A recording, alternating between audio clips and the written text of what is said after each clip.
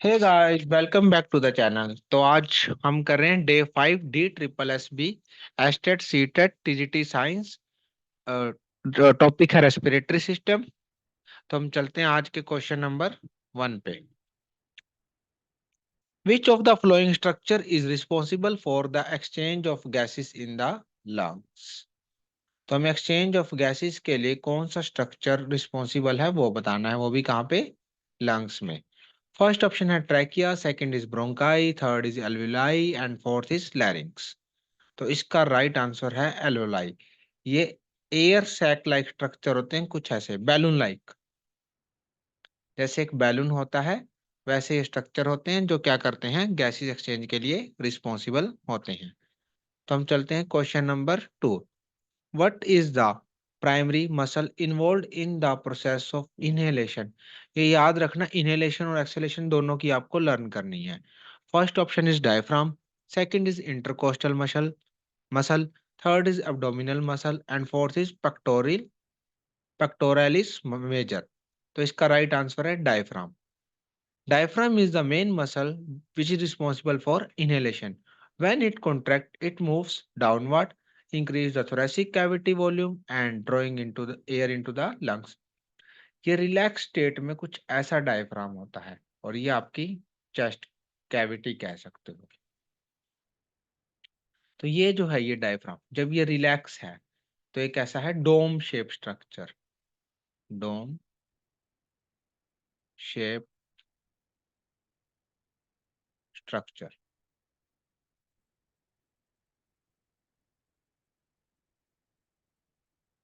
कैसा है, dome shape structure कब, जब ये क्या है, रिलैक्स।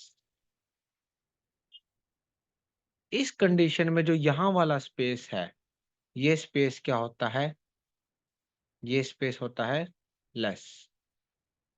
और अगर ये स्पेस कम है तो यहाँ पे यानी स्पेस कह लो या वॉल्यूम कह लो, वॉल्यूम कम है तो प्रेशर क्या होगा,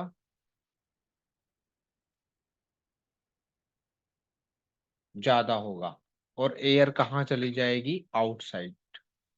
बट अगर ये क्या हो गया, ये वाला जो डायफ्राम है ये हो गया कॉन्ट्रैक्ट, यानी कुछ ऐसा हो जाएगा ये। तो ये जैसे ये रिलैक्स था तो ये क्या हो गया, कॉन्ट्रैक्ट, और नीचे को मूव कर गया तो यहाँ का स्पेस इंक्रीज हो गया। यहाँ का स्पेस इंक्रीज हो गया तो प्रेशर क्या हो गया, कम। किसके कंपैरिजन में, बाहर यानी एटमॉस्फेरिक प्रेशर के कंपैरिजन में यहाँ पे प्रेशर क्या हो गया, कम। और एयर कहाँ, इनसाइड मूव कर गई तो क्या हो गया, इनहेलेशन। ये बहुत सिंपल सा कंसेप्ट है कि जब एक्सेलेशन होता है तो डायफ्राम क्या होता है, रिलैक्स। जब इनहेलेशन होता है तो डायफ्राम क्या होता है, कॉन्ट्रैक्ट। तो इस कंसेप्ट को याद रखना, क्वेश्चंस और भी इससे रिलेटेड आएंगे। विच of the following is not a function of respiratory system. जो रेस्पिरेटरी सिस्टम का फंक्शन नहीं है। First option is oxygen transport, third is second is acid balance base balance, third is production of hormones, fourth is removal of carbon dioxide. Oxygen का transport red blood cells के through हो जाता है। Acid base का balance bicarbonate ion की help से होता है। रिमूवल ऑफ कार्बन डाइऑक्साइड भी रेड ब्लड सेल्स की से हो जाता है। तो इसका राइट आंसर क्या हो जाएगा, production of hormones. In which part of the respiratory system does the warming and humidification of air primarily occur। यानी कि जो हम एयर का जो भी टेम्परेचर हो हम उसको वार्म करके ह्यूमिडिफाई करके फिर हमारी बॉडी के अंदर या लंग्स तक पहुंचाते हैं, ब्लड तक पहुंचाते हैं। फर्स्ट ऑप्शन है नसल cavity, second is pharynx, third is लैरिंग्स, fourth is bronchi. Right answer is नसल कैविटी।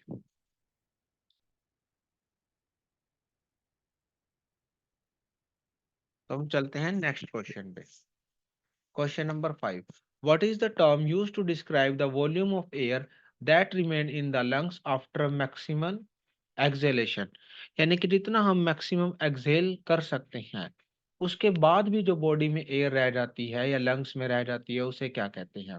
यानी कि आपने एक बार नॉर्मल सांस छोड़ी, फिर उसके बाद आपने एक प्रेशर या फोर्स के साथ सांस छोड़ी, बट उसके बाद भी आपके लंग्स में कुछ एयर की वॉल्यूम रह जाती है, उसे कहते हैं residual volume. Next question is question number 6, which of the following condition is characterised by inflammation of bronchi. Bronchi की इन्फ्लामेशन को क्या कहते हैं? पहली बात तो ये पता होना चाहिए, जब भी इन्फ्लामेशन वर्ड आ जाए तो पीछे क्या लगेगा? आइटिस। ठीक है, तो ब्रोंकाई की पूछी है तो ये ऑप्शन देखो, ब्रोंकाइटिस, तो इसका राइट आंसर हो गया chronic bronchitis. Next question is question number 7, which respiratory condition is typically characterized by a barking cough and stridor. Barking cough and stridor में कौन सी कंडीशन काउंट होती है? क्राउ। ये कुछ नए टाइप का क्वेश्चन है, इसके चांसेस इतने ज्यादा तो नहीं आने के, बट अगर आएगा तो ये बिल्कुल सेम आएगा, इसमें कोई भी चेंजेस नहीं किए जाएंगे, आप इसको डायरेक्ट याद रख सकते हैं। Cough is related to barking, cough is related to croup. Common respiratory condition है जिसके अंदर चिल्ड्रन क्या करता है? बार्किंग कफ करता है और हाई पिच विजिंग साउंड आती है। Question number 8, the main role of surfactant in the lungs. Option number 1 is facilitate gas exchange. Second is prevent lung collapse. Third is increase airflow. And fourth is transport oxygen. तो इसका right answer है prevent lung collapse. ये कैसे करता है? ये surface tension को reduce कर देता है। सर्फेक्टेंट क्या करता है? Reduce the surface tension in the alveoli. Surface tension in the alveoli. Alveoli की सरफेस टेंशन को क्या कर देगा? कम कर देगा, जिससे कि वो एक्सेलेशन के टाइम पे कोलैप्स नहीं होगी। Which of the following is the primary function of the respiratory system? First option is digestive system, second is transportation of nutrient, third is gaseous exchange, fourth is circulation of blood। तो आप इन digestion of food तो बिल्कुल भी नहीं होता, respiratory system की बात करते हैं। सर्कुलेशन ऑफ ब्लड भी नहीं होता, तो रेस्पिरेटरी सिस्टम का फंक्शन देखो क्या हो सकता है। ये ट्रांसपोर्टेशन ऑफ न्यूट्रिएंट तो सर्कुलेशन ऑफ ब्लड यानी ब्लड सर्कुलेशन की वजह से होता है, सर्कुलेटरी सिस्टम का फंक्शन है। Digestion of food digestive system का है, तो इसका राइट आंसर क्या है? Gas exchange. Question number 10, what is the function of trachea? First option is to filter air, second option is to warm air, third is to carry air to the bronchi, fourth option is to exchange gases. तो इसका right answer है to carry air to the bronchi. Bronchi से bronchioles, primary bronchioles, secondary bronchioles, then alveoli. तो trachea का एक name और होता है, मैं पहले वाली वीडियोस में भी बता चुका हूँ, विंड पाइप। विंड पाइप के ऊपर क्या होता है? एक होल होता है जिसे कहते हैं ग्लोटिस। इसके ऊपर एक फ्लैप होता है, इस फ्लैप को कहते हैं एपिग्लोटिस। और ये सारा लैरिंक्स के ऊपर एग्जैक्ट प्रेजेंट होता है, यानी लैरिंक्स और ये कंबाइन सा दिखाई दे रहा होता है, थोड़ा मर्ज हुआ हुआ। तो ये लैरिंक्स बीच में एक पार्ट होता है जो क्या करता है? साउंड बॉक्स का प्रोडक्ट, साउंड बॉक्स का वर्क करता है, नहीं sound production. Where does the voice production primarily occur? मैंने अभी अभी इसका आंसर बोला है, इसका राइट आंसर है लैरिंक्स। तो बर्ड्स के अंदर लैरिंक्स गैस वॉइस बॉक्स को क्या कहा जाता है? बर्ड्स के अंदर वॉइस बॉक्स को सायरिंक्स कहा जाता है, याद रखना, पूछा जा सकता है। Which gas is primarily exchange in the alveoli? कौन सी गैस एक्सचेंज की जाती है एल्वेओलाई में? First option is nitrogen, second is oxygen, third is argon, fourth is hydrogen. तो इसका राइट आंसर है oxygen.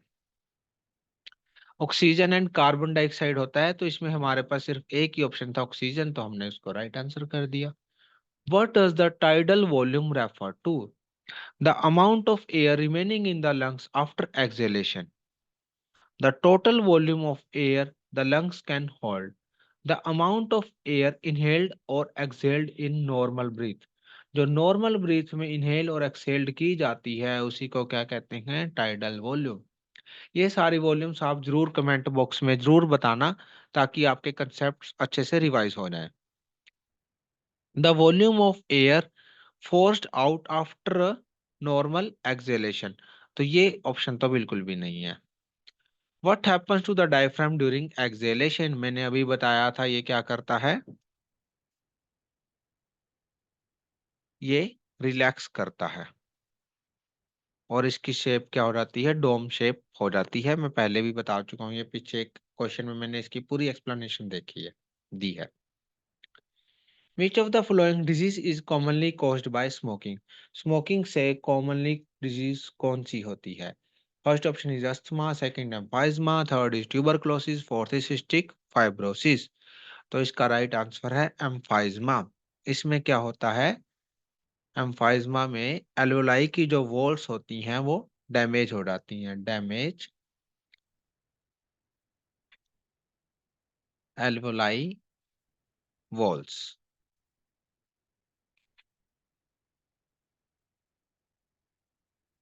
Question number 16, the term bronchi refers to the teeny air sacs in the lungs. Second is the main air passages from the trachea to the lungs.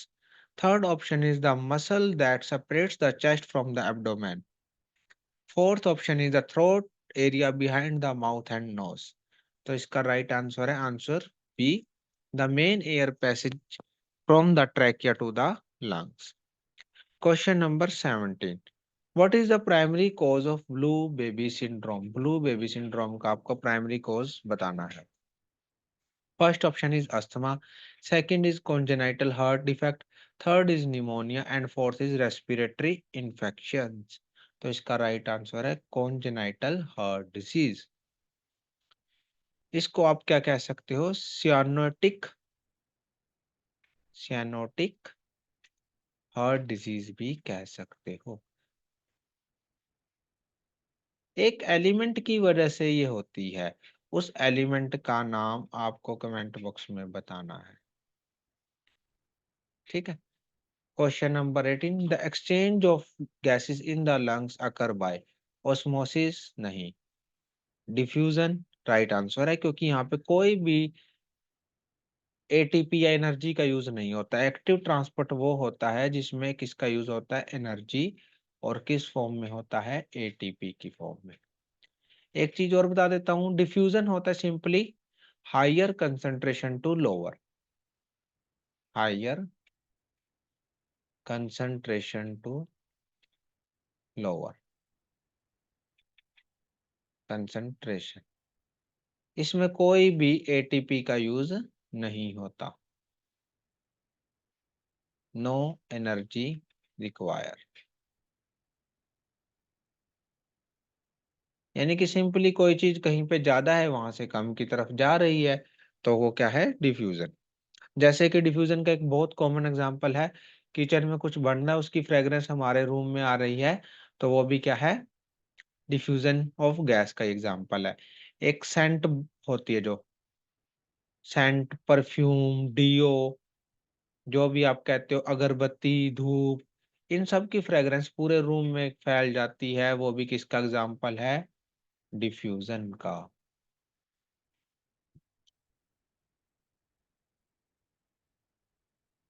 Question number 19, which role does the cilia in the respiratory tract play?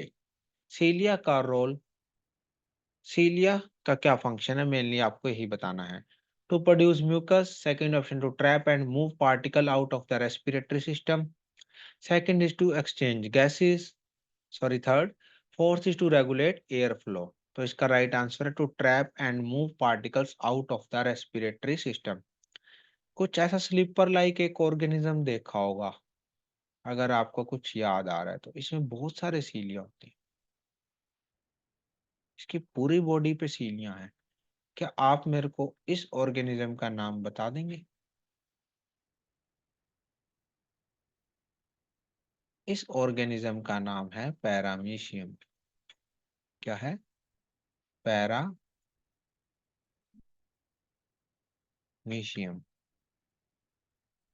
ठीक है।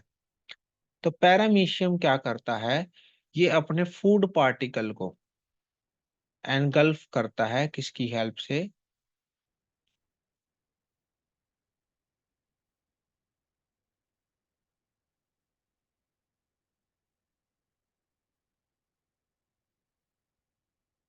Food particle को engulf करता है सीलिया की help से। तो याद रखने भी पूछा जा सकता है। ऐसे एक बहुत कॉमन एग्जांपल है अमीबा का। वो अपने फूड पार्टिकल को करता है स्यूडोपोडिया से। अमीबा फूड पार्टिकल करता है स्यूडोपोडिया, और फॉल्स फीट भी कहते हैं इसको, फॉल्स फीट। ये छोटी छोटी टर्म्स हैं, इनको याद रखना कि अमीबा का फूड पार्टिकल एनगल्फ होता है फॉल्स फीट या स्यूडोपोडिया के थ्रू, और पैरामीशियम का अमीबा के through. Next question,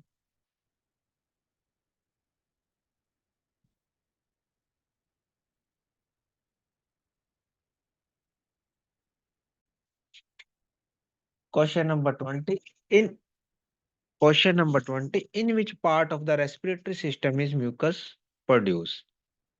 First option larynx, second is trachea, third is bronchi and fourth is alveoli. तो इसका राइट आंसर है bronchi. म्यूकस का क्या फंक्शन है? म्यूकस का फंक्शन है trap and remove dust particles. Mucus का फंक्शन है trap and dust particle, trap dust particle and pathogen.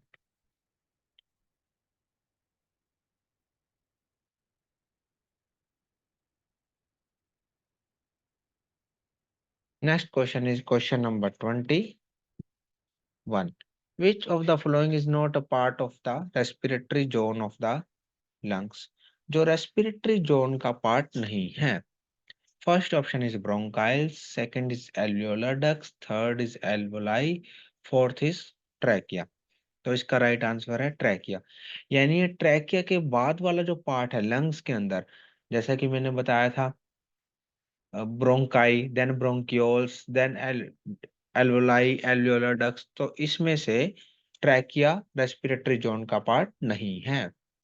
Primary factor driving respiration is, first option is oxygen level in the blood, second is carbon dioxide level in the blood, third is blood pH, fourth is air pressure। तो right answer is carbon dioxide level in the blood.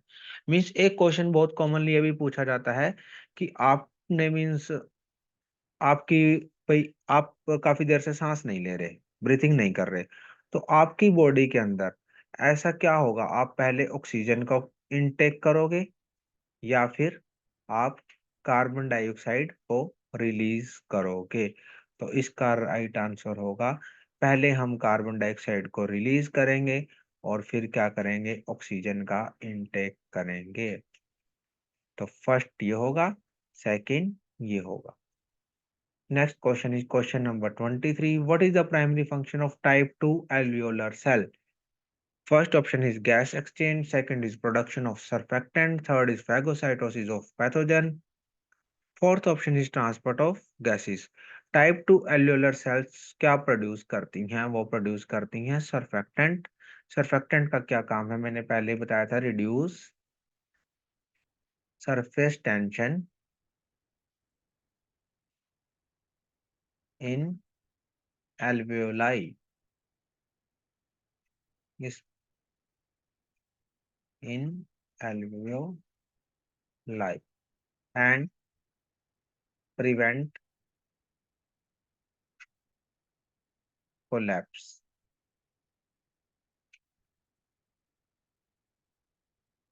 Next question is question number 24. Which of the following condition is most directly associated with damage to the alveoli? ये question मैं पीछे भी बता चुका हूँ इसका answer. First option is chronic bronchitis. Bronchitis तो generally inflammation होती है, मैंने बताया अभी। Second is asthma, third is emphysema, fourth is pneumonia. तो इसका राइट है आंसर है एम्फाइजमा, जिसका मेन रीजन क्या है? Smoking. Next question is question number 25.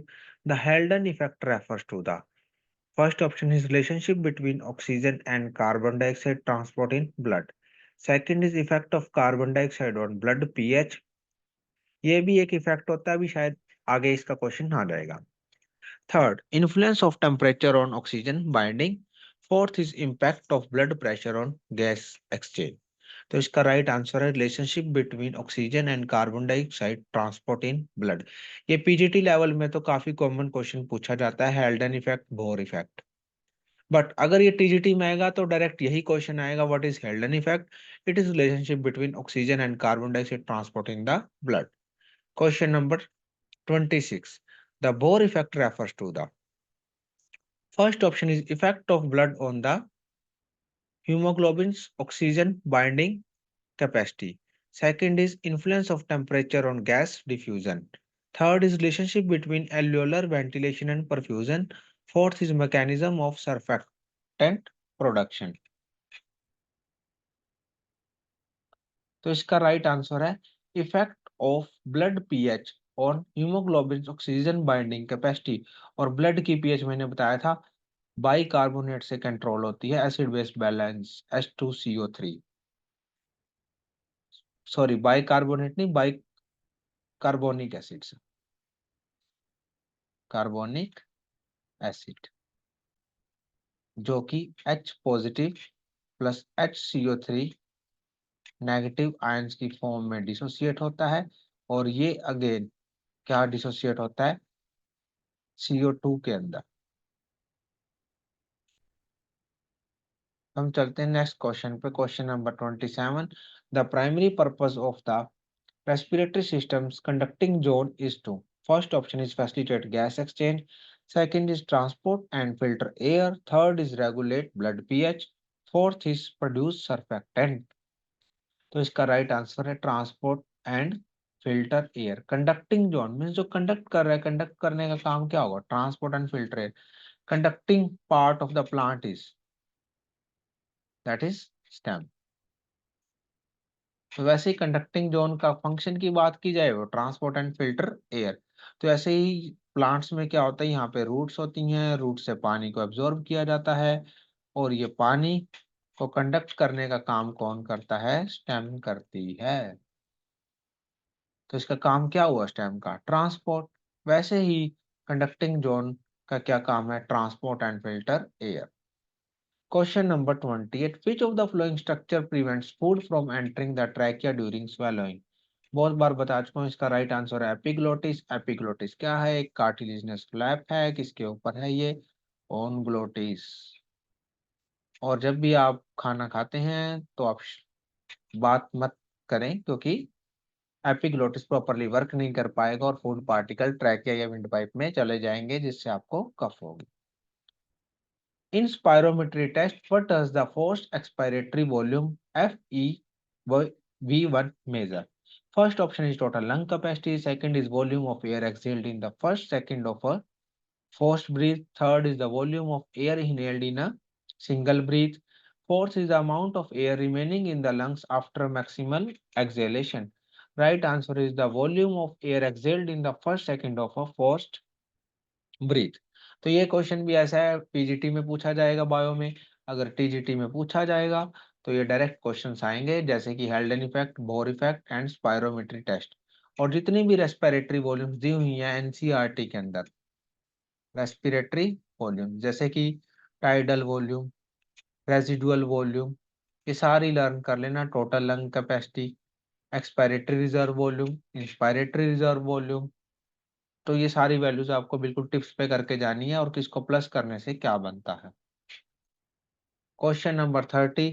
देखो ये क्वेश्चन अभी आ भी गया आपके सामने। The term vital capacity refers to the first is the total amount of air the lungs can hold, the maximum amount of air that can be exhaled after a maximum inhalation, third is the volume of air remaining in the lungs after a normal exhalation, fourth is the volume of air inhaled or exhaled during normal breathing। तो इसका right answer है B, the maximum amount of air that can be exhaled after maximum inhalation. यानी आपने जितनी सांस अंदर ले सकते थे ले ली, इनहेल कर ली, उसके बाद आप मैक्सिमम कितनी एक्सहेल कर सकते हो, वो क्या है? Vital capacity. Thank you for watching the video. Like and subscribe the channel for next video so you can get easily access to these videos. Okay, thank you.